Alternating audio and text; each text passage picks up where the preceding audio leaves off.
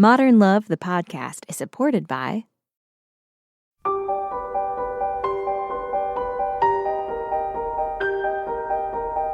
From the New York Times and WBUR Boston, this is Modern Love. Stories of love, loss, and redemption. I'm your host, Meghna Chakrabarty.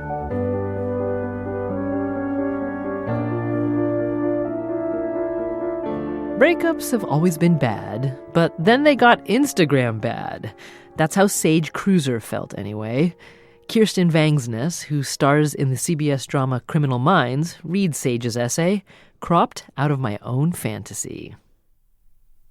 On my computer desktop, I have a folder within a folder that's labeled in a message to myself, Do Not Open.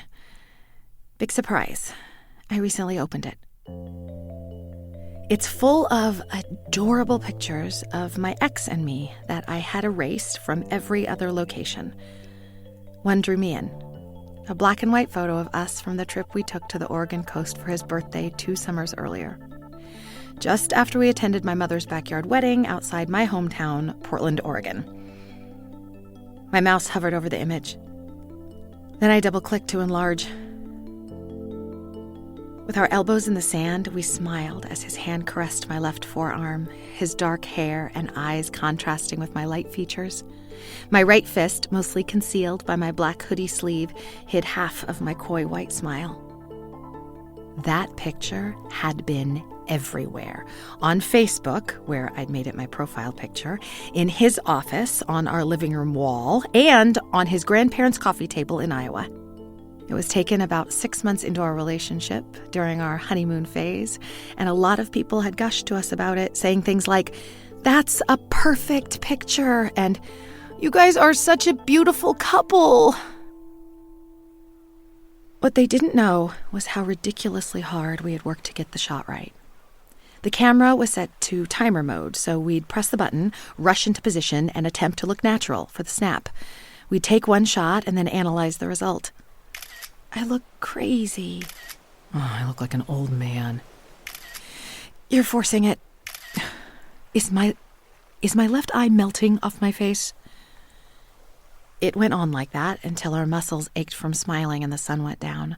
But with the help of some tasteful editing, the final version looked effortless and pure. And because of the timer, we may have even fooled some people into believing it wasn't a boastful selfie. I used to love telling the story of how we met, but now I don't, so I won't. What really matters is this. I failed to take seriously that he had, just a day before we began our romance, broken up with his previous long-term girlfriend. I routinely repressed thoughts that I could be the rebound girl or a placeholder for him until the real deal came along. I pushed forward, drawn to his good looks, intelligence, and manners. I loved how expressive he was with his hands when he spoke.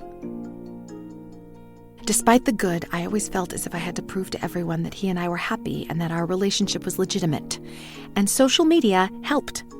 On Facebook, I was able to exclude the negative, dismissive comment here, a lie there, and showcase not only how I wanted others to see us, but how I wanted to see us. Sometimes he would comment on how he thought I'd be happier with a Pacific Northwest lumberjack type who wasn't as straight-laced as he was. To be fair, I was the one who convinced him to grow a beard, trying, I suppose, to nudge him toward the image of the boyfriend I had imagined for myself. Almost exactly a year after the black and white selfie that we spent forever posing for, we got another envy-inspiring picture. This one was in color and set on a Ferris wheel on the Seattle waterfront, the Great Wheel. We road tripped up there in August for his birthday and stayed with my cousin. We must have posed 10 times for my cousin's camera before we got the perfect photo. Puget Sound behind us in striking aquamarine, distant hills in the background. Our smiles were big and white, and my shoulder was nestled comfortably under his arm, a colorful new addition to the public exhibit of our relationship. We labored over his Facebook status to make it casual, but warm, brief, but heartfelt. Celebrated a great birthday week with Sage Cruiser in the Seattle area. I love you, he whispered to me that night as we fell asleep. 2 months later, shortly after we had moved into our second apartment, he woke up saying his stomach hurt. Was it the fajitas from last night? I asked, yawning as I snuggled into the fluffy white covers he'd thrown aside a few moments before. He sighed and sat down at the end of our bed, his head wrapped in his hands. I was grinning like an idiot with my eyes partly closed. No. I poked my head up. What's wrong, baby? I can't see our future. I threw the covers back. Hold on, are we having the conversation I think we're having? He turned to me with sad eyes and tight lips. I almost felt bad for him until I remembered that I was the one getting the boot. He was vague in his reasons for ending it, saying he'd been thinking about it for 6 months. Did you ever love me? I asked. He paused and then stammered through an explanation. But the pause said it all. I cried from my chest in our bed, wearing an oversized t-shirt, red-faced and choking on my own spit. And then it was over. We both changed our profile pictures within 2 hours of the split. He changed his from a cutesy picture of us in a Portland coffee shop to a solo picture of him in a suit. I swapped out the black and white beach picture to one of me standing alone on the summit of a mountain in Ireland, steely-eyed, with an expression that I hoped said, "I'm on top of the world, and I'm thriving." With each like, I felt my ego being rebuilt. But the high wore off as I packed my things and moved into my mother's basement, which wasn't on top of anything. Family and friends were shocked. I had sharp pains in my stomach every time I thought about him. I'd stare at my ceiling for hours. I was lost in confusion and feelings of betrayal and hatred. Even so, I fantasized about reconciling and having everything go back to the way it was. The following week, word got back to me that he had opened an online dating account the day after he dumped me. His profile image made my throat seize up. He had cropped me out of the great wheel picture, leaving his white teeth and green eyes beaming at potential future lovers and the radiant water contrasting with his dark hair. Mere inches from his head, smiling my big toothy smile, I had been sliced out of my own fantasy.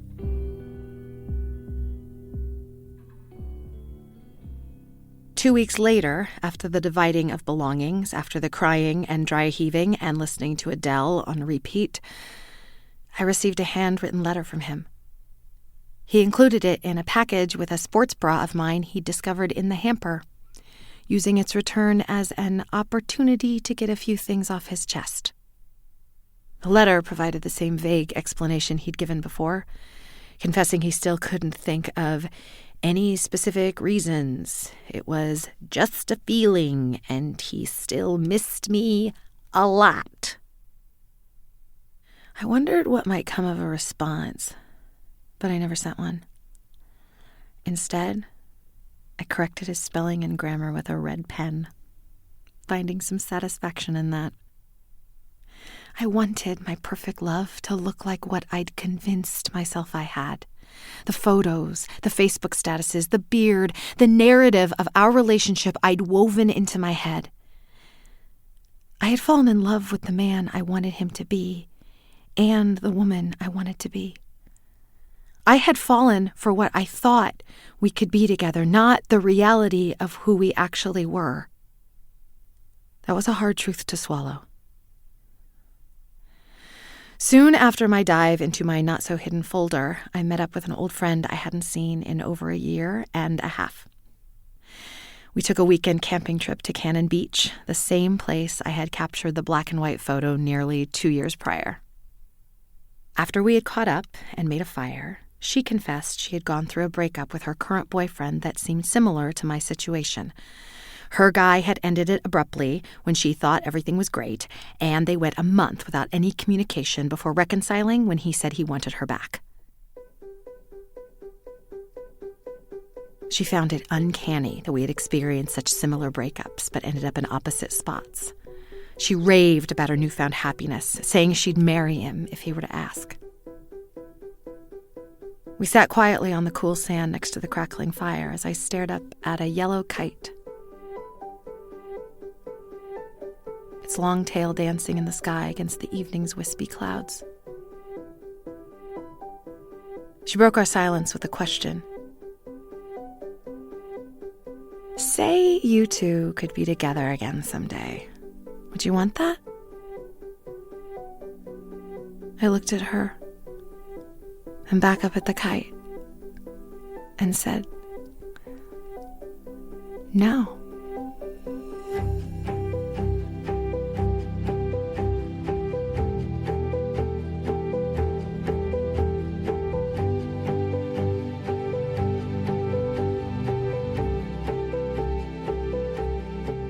Kirsten Vangsness, reading Sage Cruiser's essay, cropped out of my own fantasy. So how does Sage feel about social media now? We will find out after the break.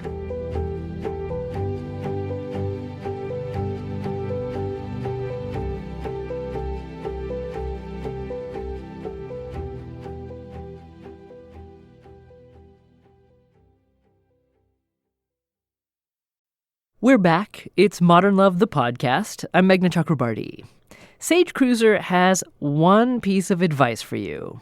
Don't get an Instagram. Don't do it. Don't get one.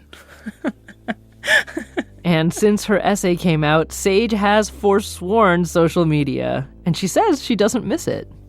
I think social media has become this looming alternate reality of sorts.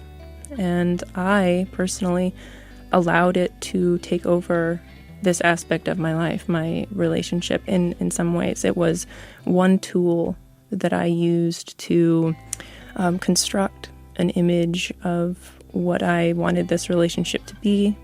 And that's hollow. It's not authentic. And so it's been great for me to only have to focus on my real life. So swearing off Instagram and Facebook has worked for Sage, but it's also been difficult for her to think back on how dedicated she used to be to her online image. I remember leading up to the piece, it being published, I was very anxious. And I think a lot of that stems from shame, honestly. And none of us want to admit that we stage these photos, that we're pretending. It's something that so many of us do. And I think I convinced myself, oh, that's not me. And so that is what is the most embarrassing, is that I was exactly what I, used to tell myself I wasn't. Sage and her ex-boyfriend have not talked since they broke up, although she did send him an email telling him that their story was going to be published in the New York Times. She doesn't know if he's read it or not, and says she's put their relationship behind her. But what Sage learned from their breakup has stayed with her. I think now I approach relationships with a little more responsibility. I know myself a little more. I know my weaknesses. I'm willing to face the fact that I am very imperfect. I make many mistakes. I know I will continue to make many mistakes. And I embrace and face that messiness now, instead of trying to make it appear as if that messiness does not exist. Sage Cruiser. She's 24 and lives in Seattle doing environmental work for AmeriCorps. After the break, we'll hear from Daniel Jones, editor of the Modern Love column for the New York Times, and Kirsten Vangsness on her own frustrations with social media.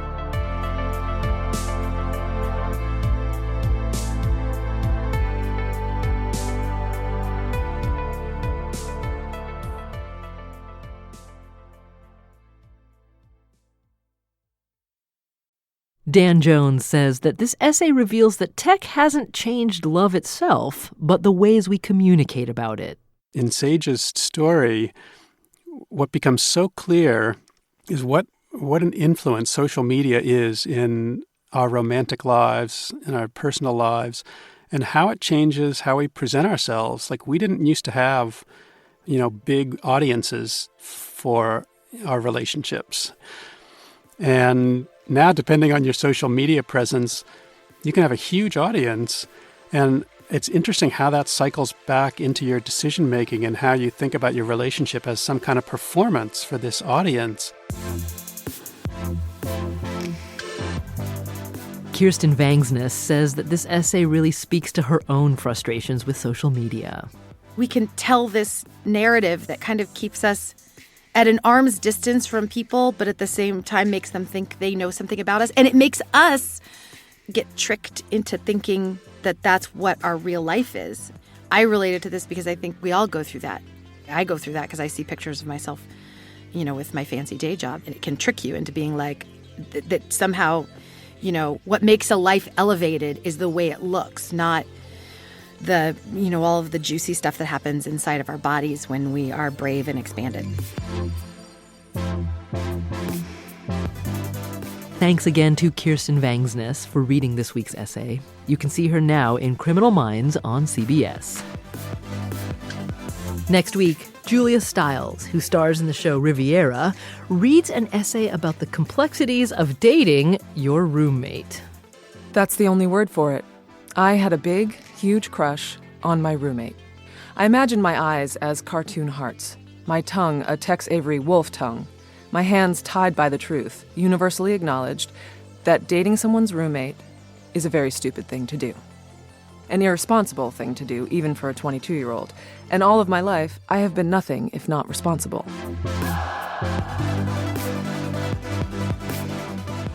Modern Love is a production of the New York Times and WBUR, Boston's NPR station. It's produced, directed, and edited by Jessica Alpert, John Perotti, Amory Sievertson, and Caitlin O'Keefe. The idea for the Modern Love podcast was conceived by Lisa Tobin. Iris Adler is our executive producer. Daniel Jones is the editor of Modern Love for the New York Times and advisor to the show. Music for the podcast, courtesy of APM. I'm Meghna Chakrabarti. See you next week.